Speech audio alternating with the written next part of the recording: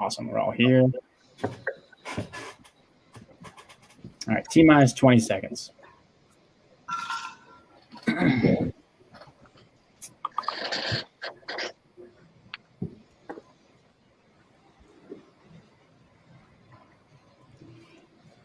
You all look so good. You do too.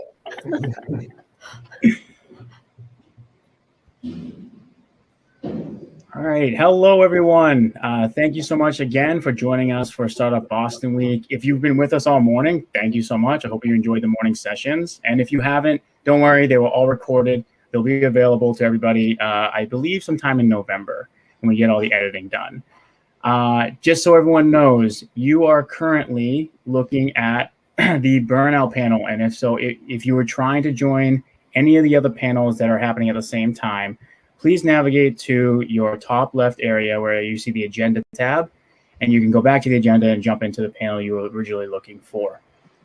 If you have any questions at all during the panel itself, you'll notice that there are certain ways to interact with everybody on the right.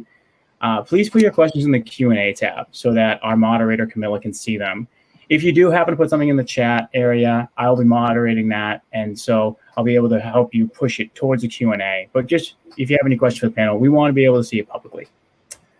With that, I don't want to take up any more time, so I am going to toss it over to one of our panelists, Allison, who's one of my co-organizers for the entire week. So Allison, you want to kick it off from here? Yeah. Thanks so much, Brandon. Appreciate it. So we thought that as a panel about the state of mental health, it might be fun and also re-energizing and grounding to begin with a short meditation. And so I'm going to guide us through that before handing it over to our amazing moderator today, Camilla. So begin by finding a comfortable position, but one in which you will not fall asleep. Close your eyes or focus on one spot in the room. Roll your shoulders slowly forward and then slowly back.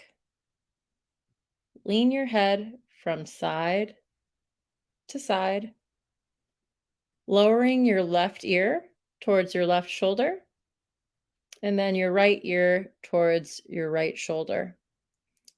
Relax your muscles. Your body will continue to relax as you meditate. Now, observe your breathing. Notice how your breath flows in and out.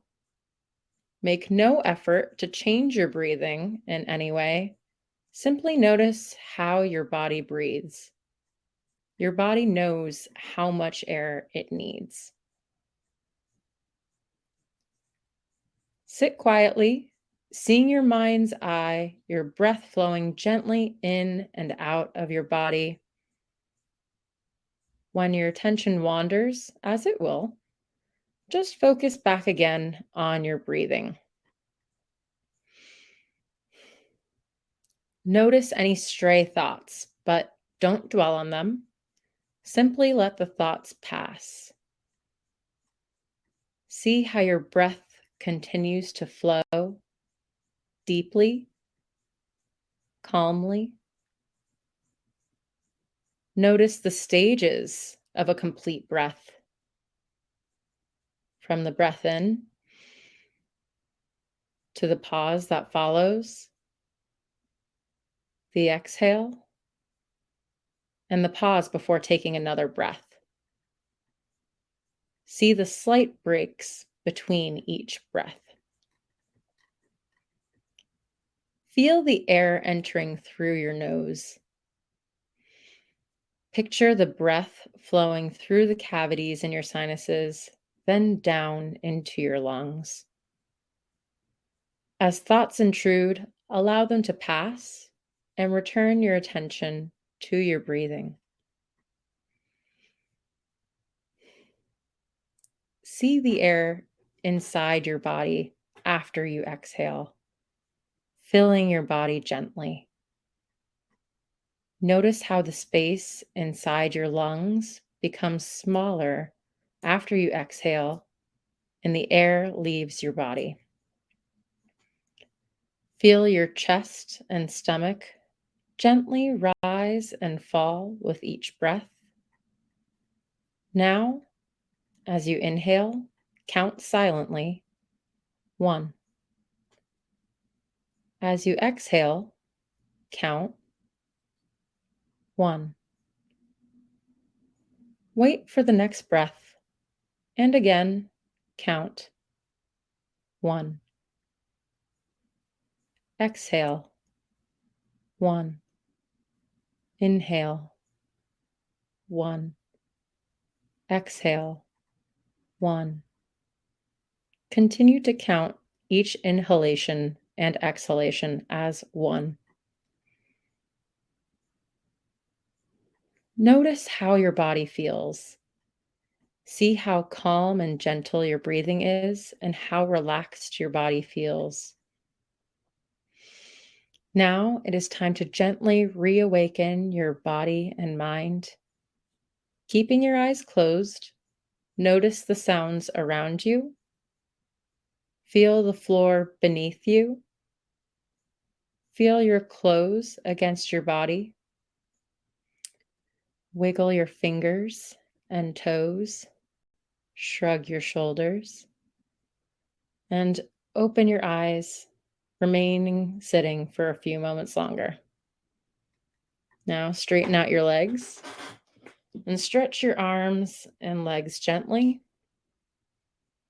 And sitting here just a few moments more, enjoying how relaxed you feel and experiencing your body reawaken as your mind returns to its usual level of alertness. And now you can continue with the rest of your day feeling re-energized. How is that for everybody? We good? We here? Awesome. Well, now I will hand it over to the lovely Camilla. Awesome. Thank you so much, Allison. That was a very grounding meditation. It was definitely a treat for all of us, and I think a very appropriate way to start off this session. Hi, everyone. Thanks for joining. My name is Camilla Santos. I am the People Operations Partner over at Yesware, which is based right here in Boston. Yesware is a software designed to help salespeople nurture business relationships and close deals. A little bit about me. I joined Yesware as the office manager right out of school and have never left. So I've hopped around a variety of people roles within the company and consider myself a bit of a generalist, as a lot of us do. I'd like to pass intros over to our panel now. Allison, back to you. Sure. Yeah, I can kick us off and we can do a little popcorn style. So my name is Allison Sproul. As Brandon mentioned at the top of the hour, I'm also an organizer for Startup Boston Week as the event, but my full-time job, since this is all volunteer driven, is the people and talent leader for a health tech startup called ConnectRN, where we have an app that allows nurses and clinicians to pick up shifts at local healthcare facilities whenever and wherever they want. I will toss it over to Carlos. Thanks, Allison. Hey, everybody. My name is Carlos Ventura. I'm the CEO of a Rhode Island-based gourmet meal delivery service. Started back here in 2018. Kind of came from the whole investment banking consulting world. Right out of high school, right out of college. Worked on Wall Street in New York City, and then moved over to London. Made the leap into the VC world and startup world at a company called Deliveroo over in London, and definitely experienced the burnout for sure in multiple ways. Decided to move back and work on this venture with a close friend here in Rhode Island. So happy to join.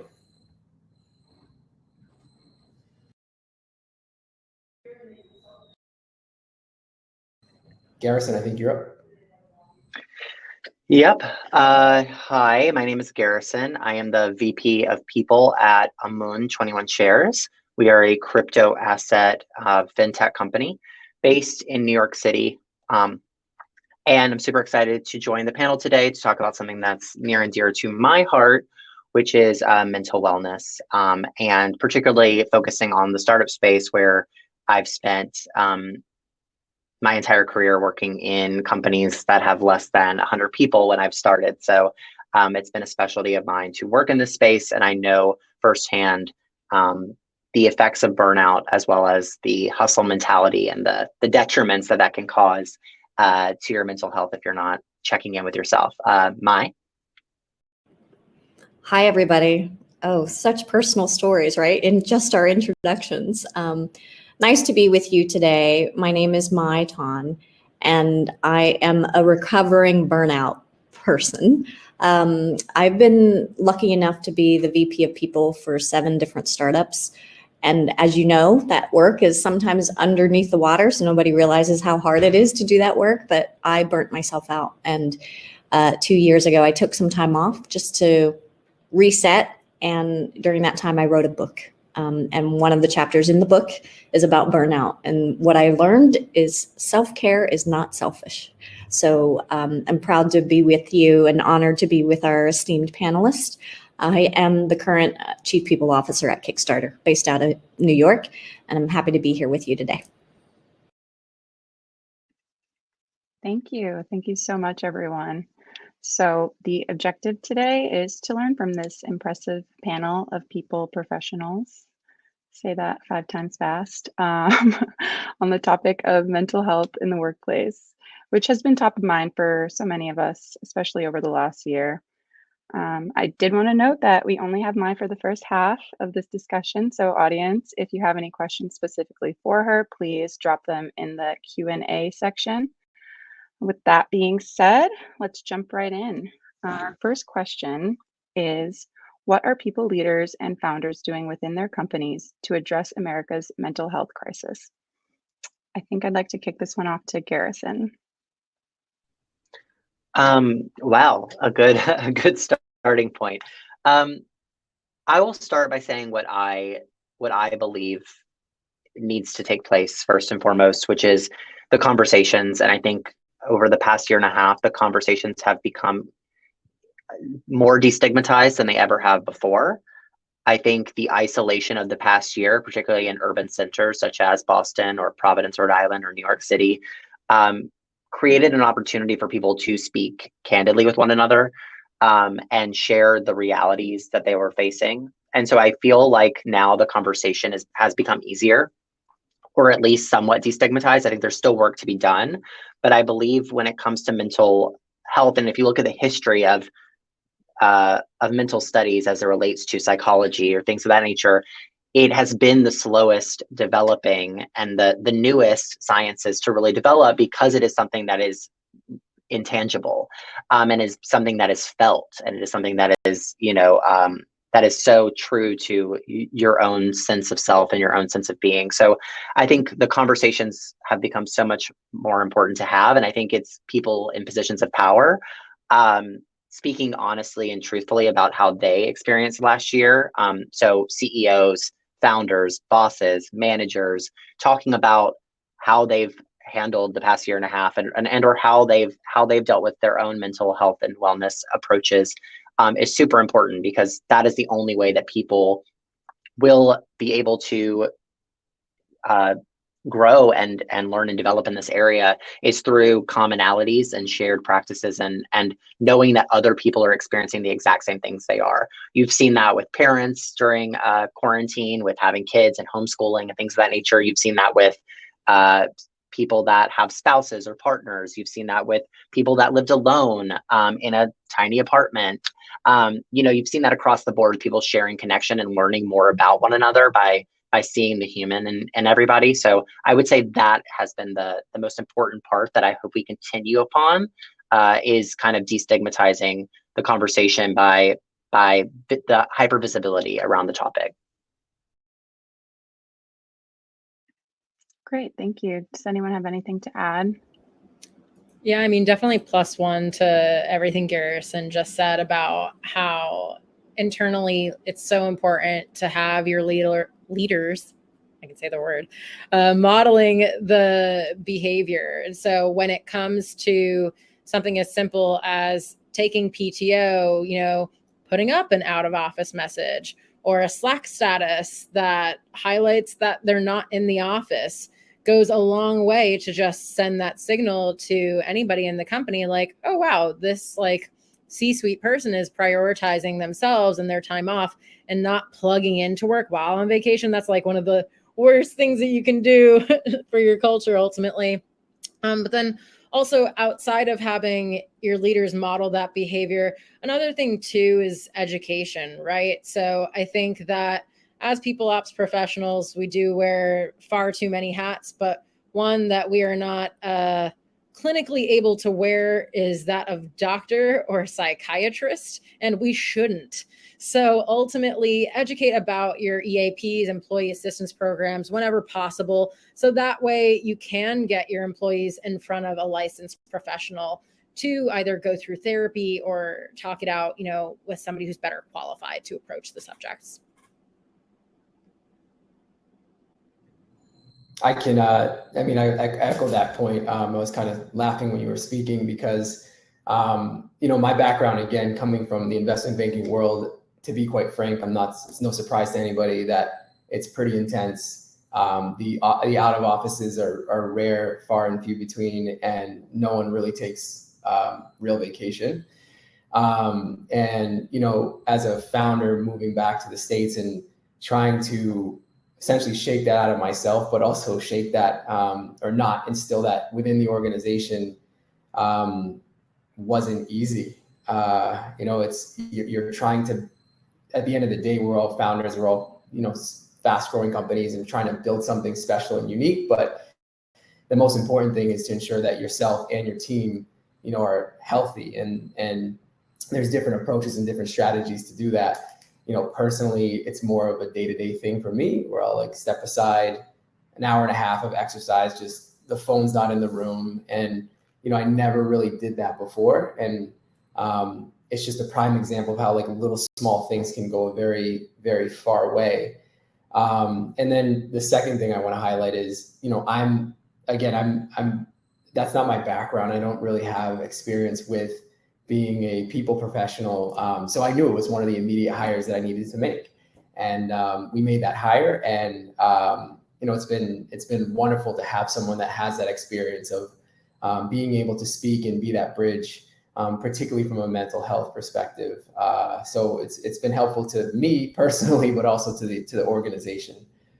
So it's just kind of being real and open with yourself, especially if you're at a super small company and you're trying to figure out the makeup of your team. I think oftentimes the people or the HR person isn't really at the top of the priority list, but I think that's totally shifting now with, what's happening. So helps when you have as awesome of a people person as Kyla. Shout out yeah.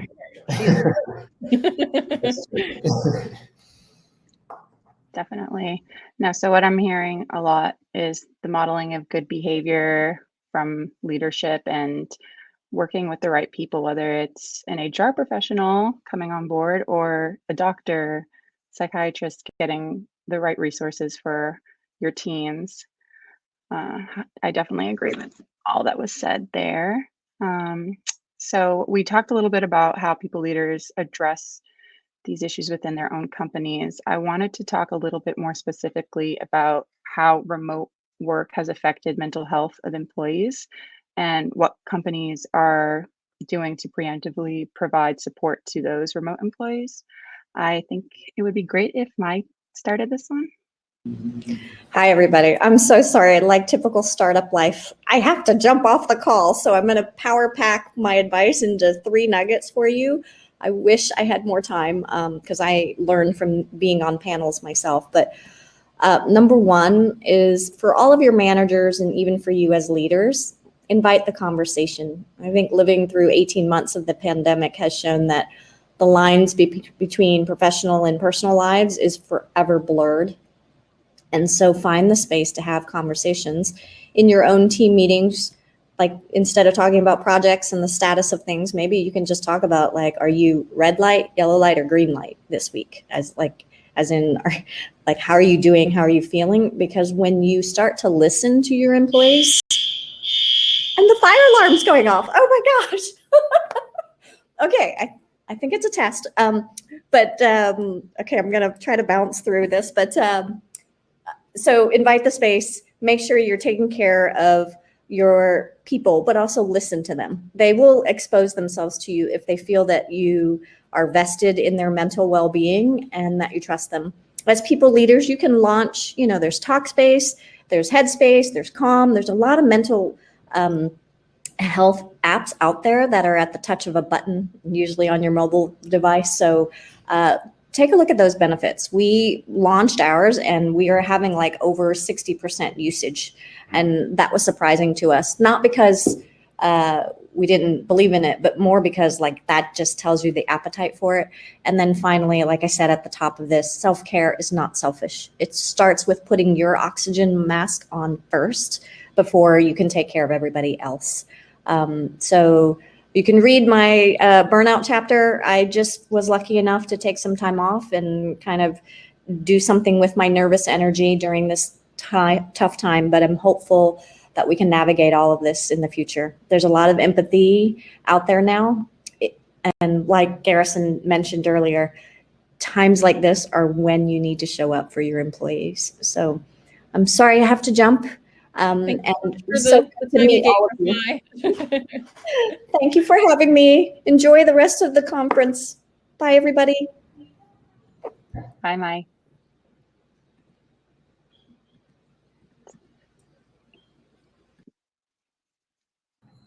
All righty. Would anyone like to add anything to that conversation? I can go. Kind of as Mai was just referencing there, ultimately, when everybody was sent home in March of 2020, the lines of personal and professional were just so immediately blurred. And so taking the time to acknowledge that, ultimately, whether it be in meetings or education about mental health benefits, so often there are mental health benefits and resources available with health insurance plans that people ops providers and even enrollees just don't necessarily know about. So I think that by having, leaders within the company researching the resources that are already available to you, that you're already paying for, and sharing those with your employees, particularly if you are, an earlier stage startup and maybe you don't have the funding to roll out a mental wellness app, like Calm or Headspace or Ginger. I know some of them aren't particularly cheap for seed stage or maybe Series A funded companies.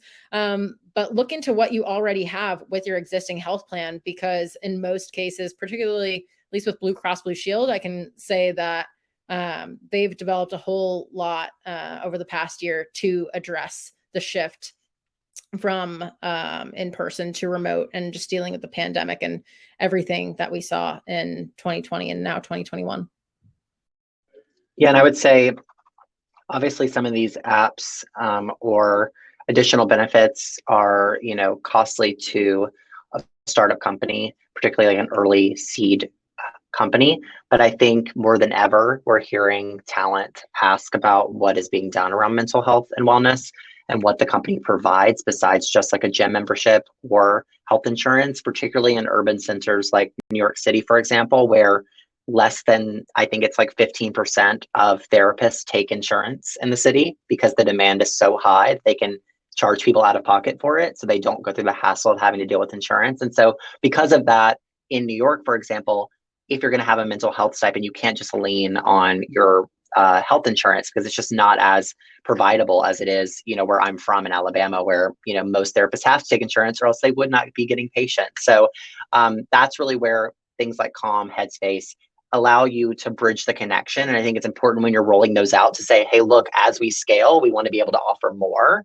but this is something to bridge the gap in the meantime, or, your EAP or things of that nature. Because I do think those things are very, very helpful. But often, when you're starting at a company and you have a million different apps to use, we all use way too many apps at every startup, I feel like. And so you're constantly like, how can we move from something that's not an app? And so there are different initiatives you can do as well. In my last company, we did mental health lunches where we just like talked about a topic like anxiety or,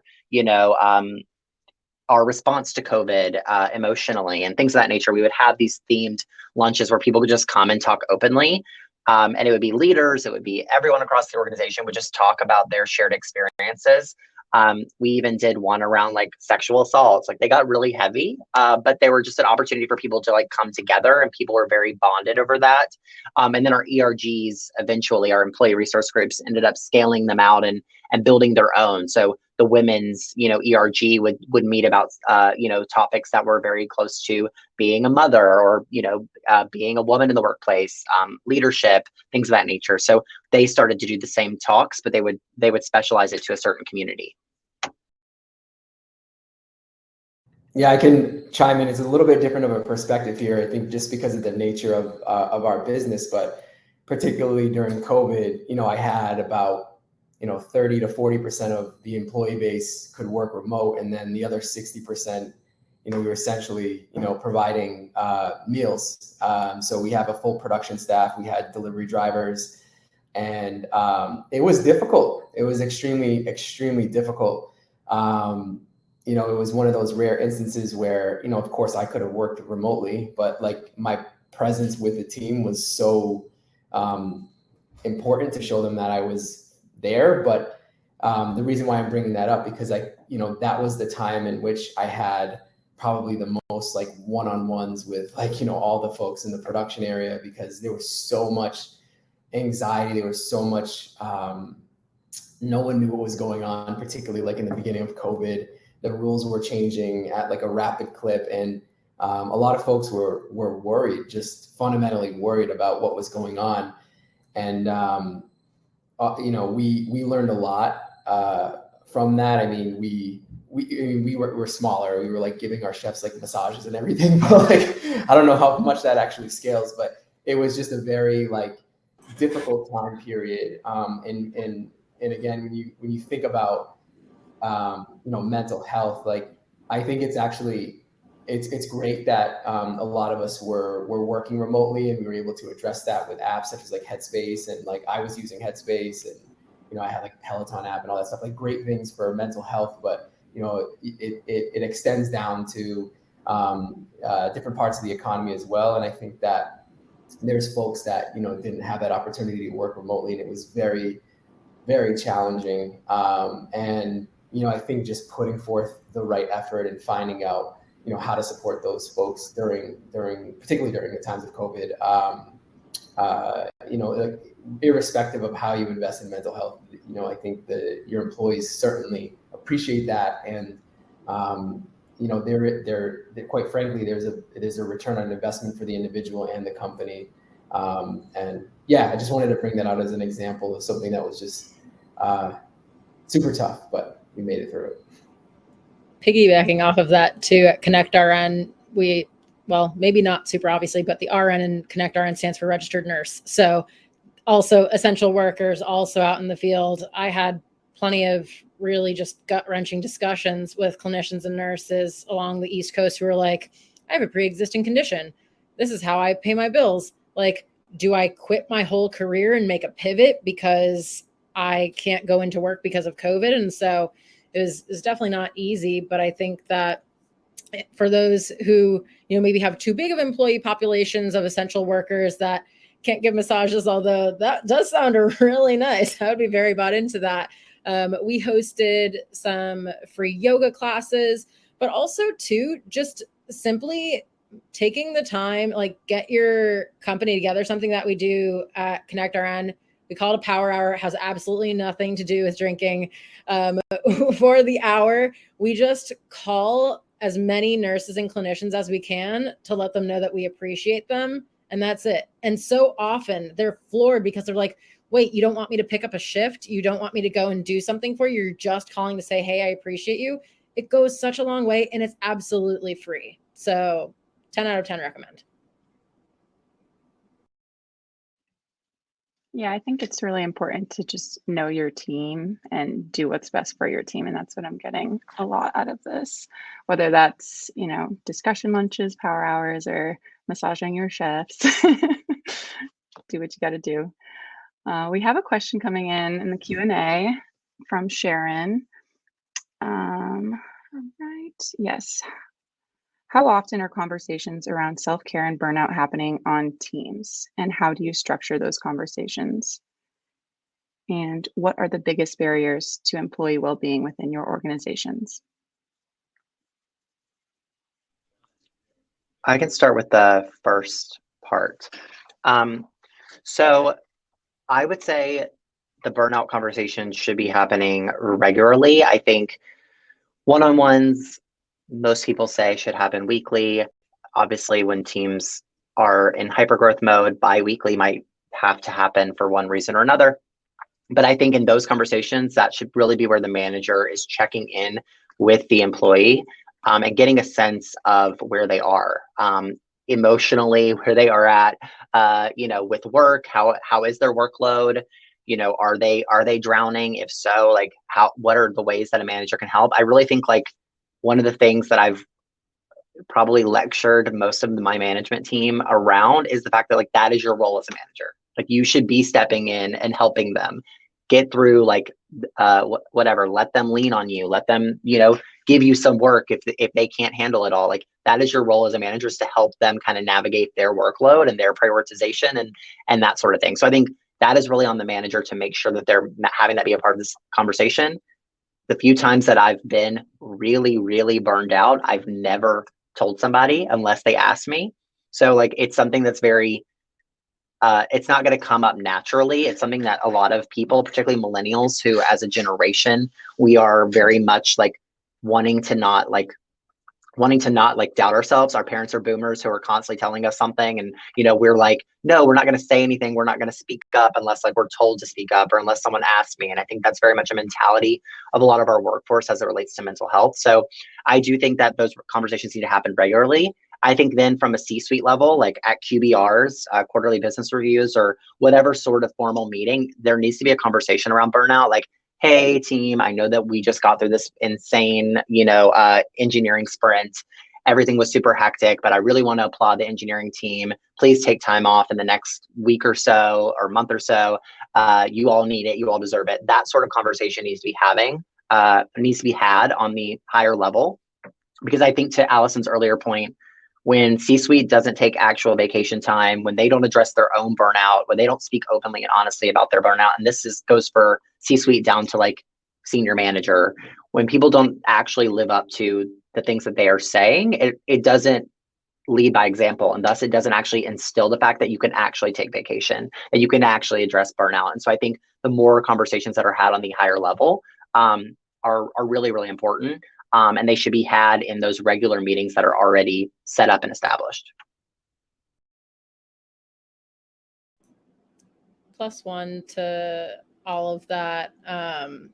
Ultimately, something that we do at Connect RN each week, we have play on words, disconnect time, where we are stepping away from Slack, stepping away from the phones, and just taking that hour to go and decompress and do something that's totally not work related, whether that be a workout or spending some time with our families, just going for a walk around the neighborhood. So that way we can kind of help recenter. But also too, I think that our organization is a little bit unique in that a lot of us are millennials at Connect RN, but we are very good about raising our hands and saying like, hey, this is too much. And so our CEO, Ted, often has to remind me when I kind of raised my hand earlier when Mai said she's a burnout recoverer. I don't know if that's the noun form, but whatever it is now. Me too. And ultimately what my CEO is constantly reminding me is to stay in my swim lane, honestly, because so many times I'll be trying to pick up too many things. And so making sure that you are focusing, and as Garrison just said, really prioritizing. And if you're not quite sure what is the top priority, using that one-on-one time to reset. You can use your 3 MIT's most important things to determine, what's going to really drive your week forward, and therefore help to preemptively prevent some of that burnout. And so in terms of structuring those conversations, Sharon, something that I'm always asking in my one-on-one weekly with my CEO is like, okay, so here's what I think my 3 MITs for this week should be. Do you have any like adjustments to that? And that has been really helpful to help me not get back to that place of me saying like, hey man, like something's got to give. Yeah, and I would say also on the structure pieces, I realized I didn't necessarily speak to that is one question I asked my team has been, on a scale of 1 to 10, how burned out are you? Because I think it is kind of a scale. And I think asking it in that way at least allows people to say, I'm a 5 or I'm a 6. And obviously, the thing about scales is everyone always tends to have their own kind of curve to it. So I think you kind of have to ask it weekly so you kind of understand, okay, I'm always at a 6 or whatever. And so every single time that I ask it, if I'm at 8, then that's more serious than if I'm a 4 or whatever. So I think you kind of have to level set on what their metrics are. You can do 1 to 5, obviously, if you want a smaller scale. But I think that's a really like easy way to allow people to address that, like they're always slightly burned out. Like you're always slightly doing more than you should be doing in a startup. And so how can you actually understand when it's something far more serious? And that will allow you or the individual to notice, even if they don't necessarily notice it themselves. Because I think the times that I've been burned out, I haven't actually known I'm burned out until I got through it. And then I was like, wait, I was really burned out in that moment. So it allows you to kind of say, okay, I often will say, hey, last week you were a 6. What are you this week? And I just keep track of it like in an Excel sheet. And I don't do it in that serious of a manner, but I think that's just a way to kind of like approach it in a more formulaic way where people can kind of like get it out there and start thinking about it in that sort of sliding scale. Similar to that too, not to just keep going on and on about this question. And sorry if you had something to contribute, Carlos. Going on the structure piece too, if you utilize Culture Amp as your employee engagement or performance management tool, they launched a one-on-ones feature that's actually doing a very quick pulse check. I think it's like maybe 3 or 4 questions that I just started piloting with one of my direct reports maybe about a month ago. And so that's been really, really great for me to see kind of where her head is at too. And then also that red, yellow, green check-in that Mai referenced a little bit earlier as well is another scale that we've used at Connect RN to check in if somebody's like mentally present for a meeting. Red being like, hey, my mind is elsewhere on like payroll or whatever, or green, like you got my full attention. Yeah, I mean, you guys covered that. I don't have too much to add other than, I think what's interesting to balance is that you're always going to have more to do. Like that's just never going to end. And I think that once that's like nailed down in your head and you understand that, like it's like settling because as a founder, you feel when you're working so much that when you stop doing things and your team is still working, you actually sometimes feel guilty, or at least I do. And it's taken me a good 2 years to figure out what that I shouldn't feel guilty. And disconnecting is extremely important.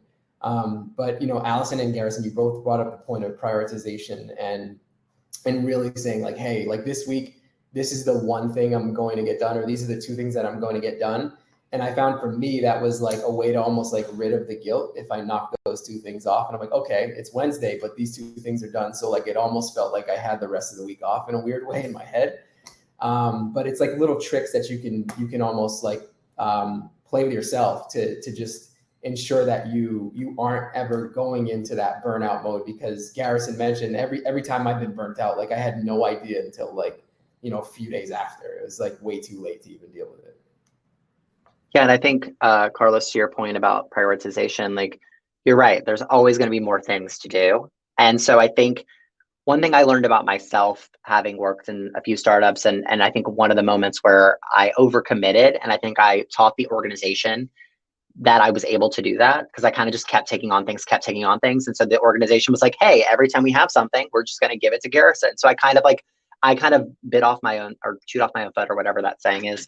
And so I think, one of the things there is being very specific about what you actually can do and what actually you want to accomplish that day. And then kind of addressing the fact that there will always be more things and stepping away and kind of saying, okay, these 3 things are the things that I can get done. And as long as you're communicating that with your manager, and to Alice's point, your manager agrees with you that those are your 3 priorities, that's it. Like, you're doing your work. And so, not necessarily always, like, my tendency, for example, is I'm one of those people that I never want to think about like small admin stuff ever again. So if someone's like, hey, can you send me blank? I'm like typing up the email as they say it, because I'm like, I just want to get it done and never think about it again. Like, I think I say that 100 times. Like, can we just get through this so I never have to talk about this again? Like, can we just buy an Apple computer so I don't have to go and think about how we're going to procure it? Like, we could talk about that later, but let's just get the computer. And so I think like making yourself kind of say, okay, wait, that actually can wait. That's not urgent right this second. Let me write that down. I'll go back to all this admin stuff later. Like, that's been something I've had to teach myself, because I truly think about it in terms of how can I just rid it from my mind? And so I'll just force myself to do it in that moment. But what I don't realize is that every time that I'm moving to doing something in that moment, I'm getting more and more burned out by all the other stuff I haven't gotten done. Whereas if I actually just clear that plate and say, okay, I'm writing all that stuff. I'm old school, so like, here, I'm writing all the random admin things down, and I'm going to get to them when I get to them. Probably end of this week, I'll go through all the admin stuff. But knowing that you don't have to do something right now just because it's on your mind or just because you want to get it over with is like a startup thing that I just am slowly but surely having to continue to work at, because I think it's a tendency that you have just because you're flying the plane and you're like, let's just get through this. Thank you so much. Thank you for all that insight on burnout. I'm going to switch gears a little bit here, just so that we can cover some different topics. I wanted to ask Allison, what changes have been made in your organization or that you've heard of in the last year to better address mental health issues in the workplace? And have you seen or heard of any improvements? Yeah, so I kind of touched on this piece earlier, but ultimately our biggest change was implementing that disconnect time. It's 1 hour every Thursday. And so we've gotten a lot of really positive responses from that. But I think also too, and this kind of goes more so on the lens of the DEI side of things, diversity, equity, and inclusion. We started bringing in an external facilitator named Netta Jenkins to give us some trainings on a variety of topics, not limited to unconscious bias, addressing microaggressions, but one that she really did that I think was impactful on the mental health side of things was having open and courageous conversations. And that was facilitated around the time of the presidential election. So you can imagine that one got pretty meaty.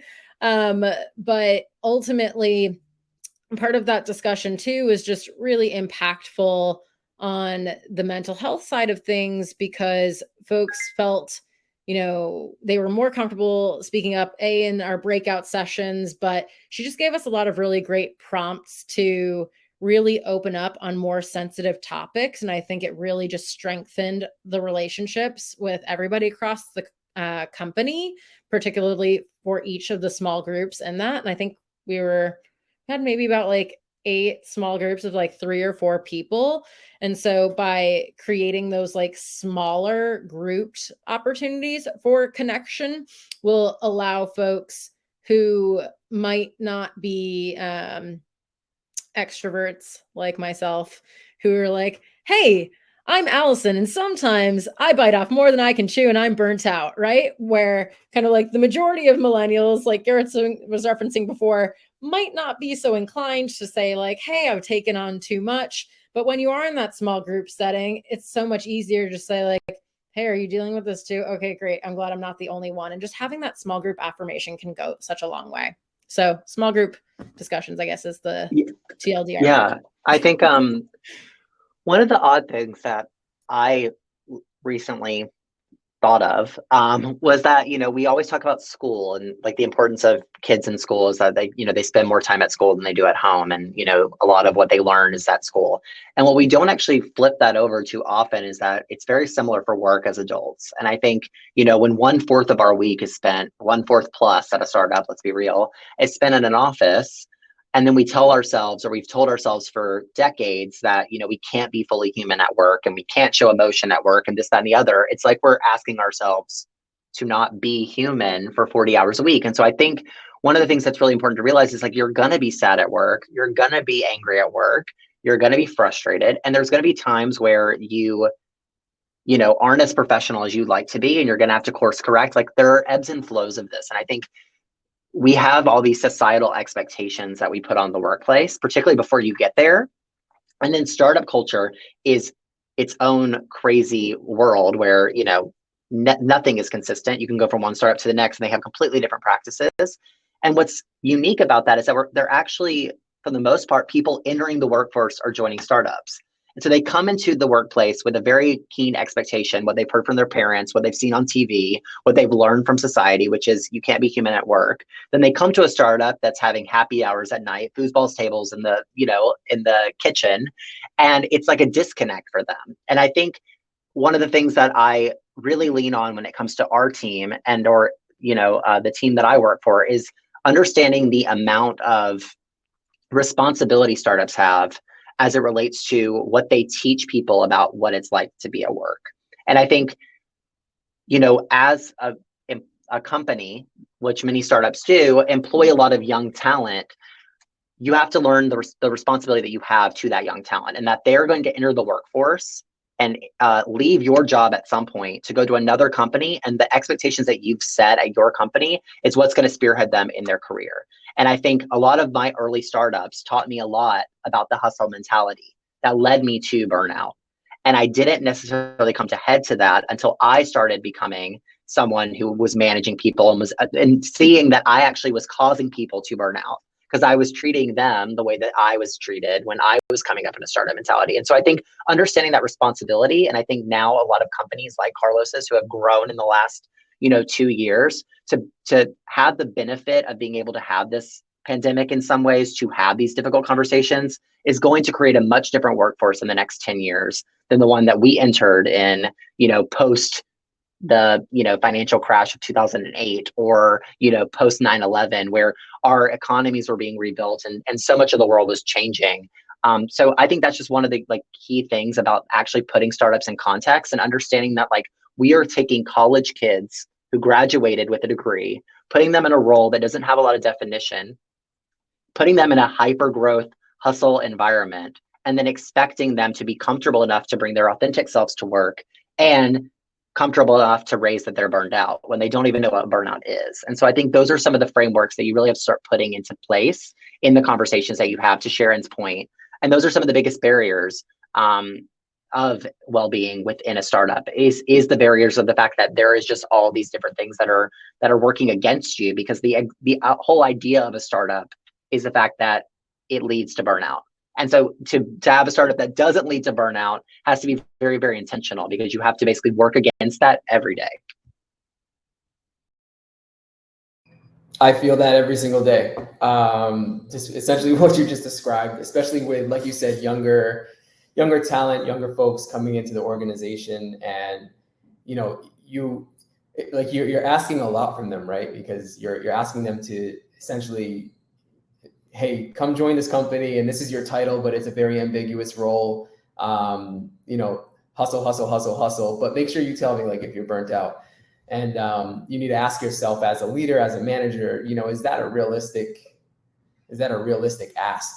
And how do you really ensure that every employee is transparent when it comes to burnout? It's another one of the difficult challenges, because you're like you said, you're constantly battling what is the expectation when you join a fast growing company. And some folks come in almost too hot, right? It's whoa, slow down, take your time. And it's just very difficult to find that balance. But we've done small things here, and I mean, we're super small, so we've grown fast in the past couple of years. So we've implemented things small, but a little healthcare stipend, and what seems like a small thing. Actually, the feedback we get from all the folks that work here, it's oh, that was great. I never tried Headspace, for example. I have folks in the kitchen that do meditation now, and it's just it's really cool to see those small things that go a very, very long way.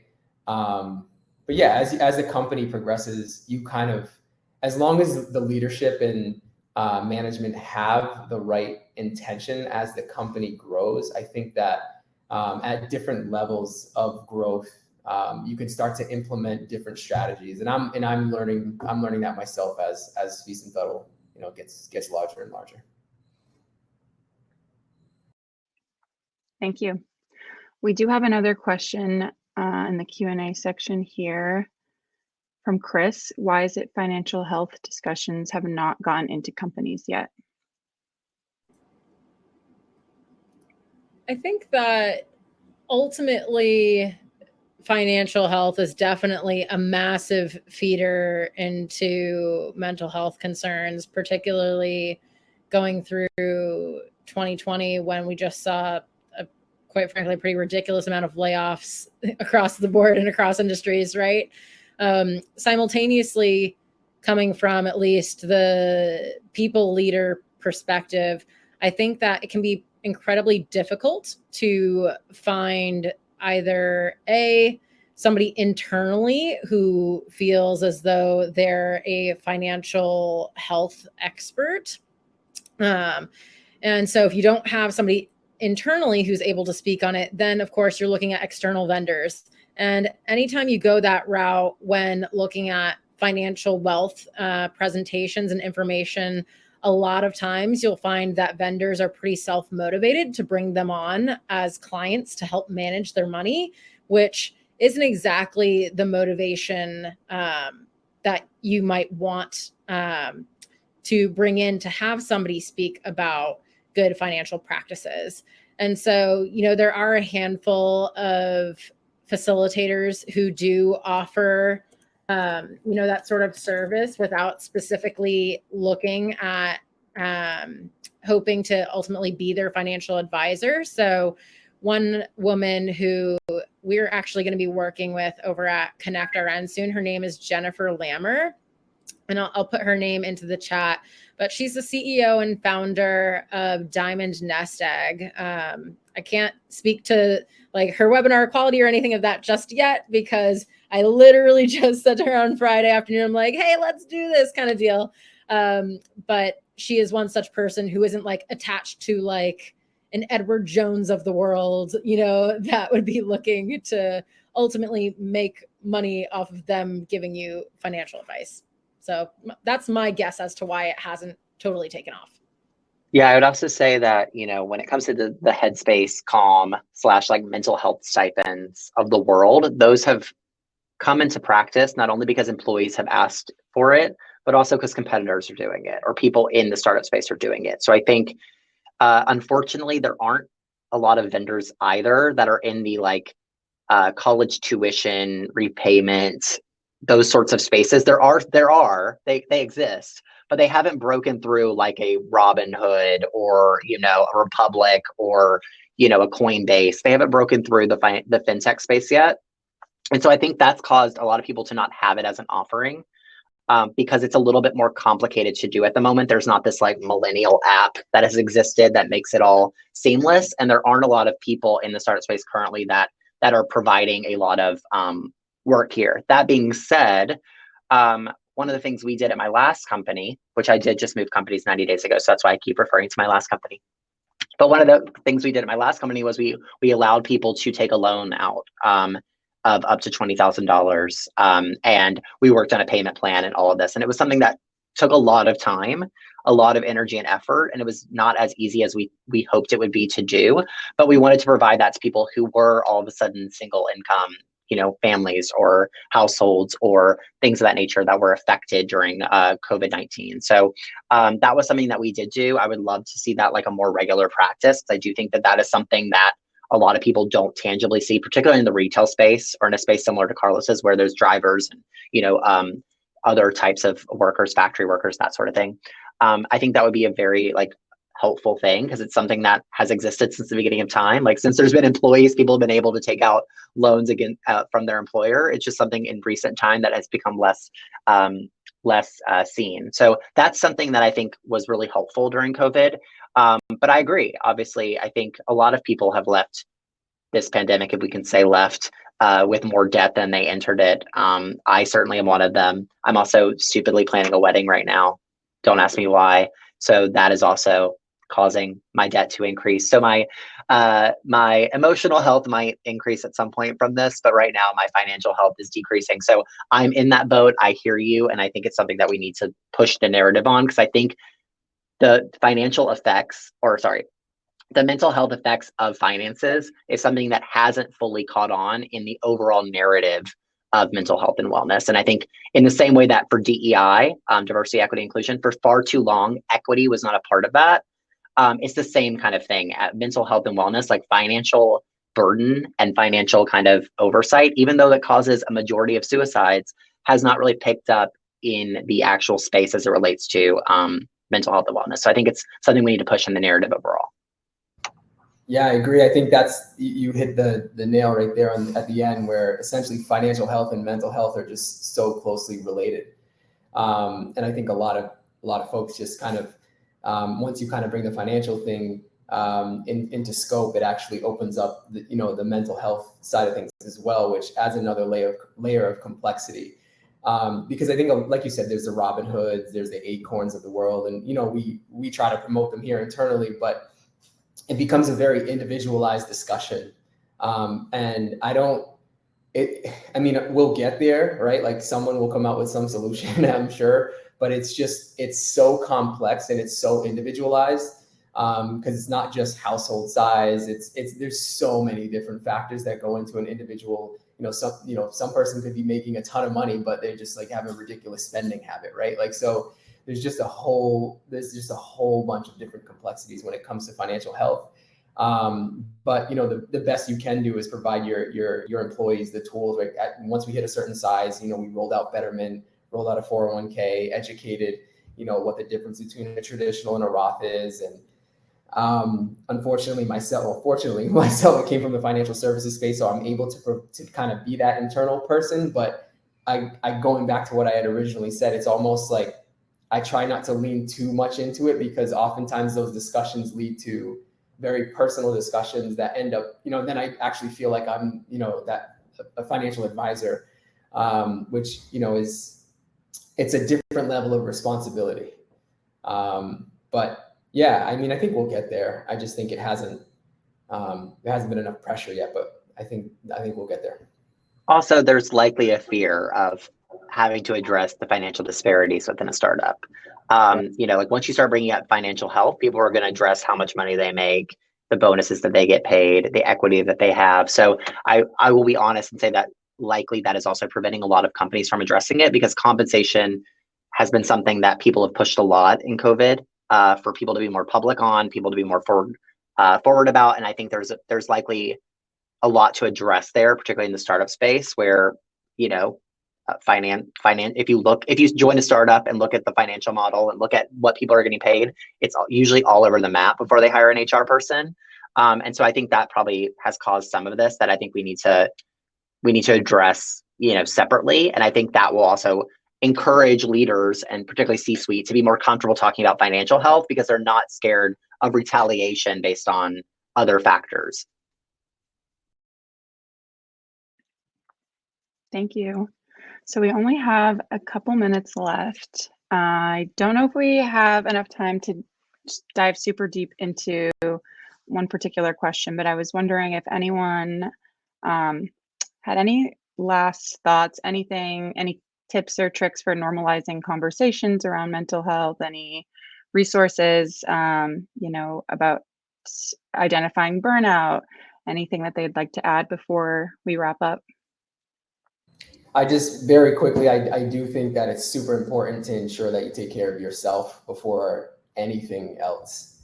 You won't be able to, deal with the day-to-day of anyone reporting to you or your peers. Like you have to take care of yourself. You have to identify, what makes you feel good and what makes you happy, and then move from there. But just wanted to share that with everybody. Yeah, I would say protect yourself. One of the things I didn't do and still struggle to do today, protect yourself and think about, like, before you take something on, say, hey, this will realistically take me a week, 2 weeks. Be real with yourself on what will actually, what it would actually take you, at your own pace. Let people know that. And then if they push back and say, can you do it in 3 days, have that conversation and navigate that. But I think really level set and hone in on what the hustle mentality really means, and protect yourself from getting from over committing. Totally. Having those trade-off conversations is so important. If I do X, that means I'm not going to be able to get to Y. But then in addition to making sure that you yourself are having those check-ins with your manager, watching out for your direct reports too. I can't tell you how many times I've pinged our coordinator to just, hey, it's a little late. You should just sign off for the day. I promise it'll still be there tomorrow, because the work will still be there ultimately. And so managers should be ultimately having that foresight to look out for their directs too. Thank you so much, Allison, Garrison, Carlos, and Mai. This was a great discussion, and I'll see you at the next one. Awesome. Thanks, Camilla. Bye. Bye.